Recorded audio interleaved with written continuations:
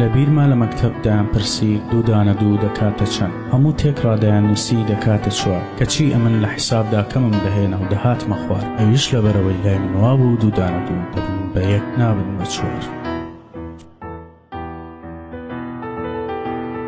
لای من وا بوو ددان و دوولێ و زبان دەبن بەزار بە تێکڕایی دەکەن هاوار، لای من وا بوو دوو دەست و دوولاقی مرۆڤ نابن بە چوار، لە لەشێکدا وا دێنە کار.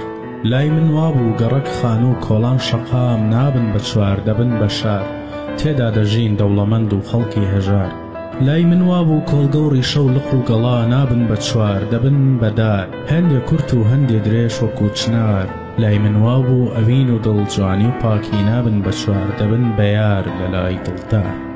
ئەو هەمووی وا دوو بە دوای دەبن بە یەک نابن بە چوار، یەکجار زۆرە بەڵام لەکوێ دێنە ئەژمار. تەنیا ئەوەندەی دەزانم ئەگەر لەشم سەد پارچە بکەن بمدەنە بەرگ و لەو ڕەگپار بچمە سەردار، قسەی دڵم دێتە سەرزار. کوردستانم وڵاتێکە و نابن بە چوار.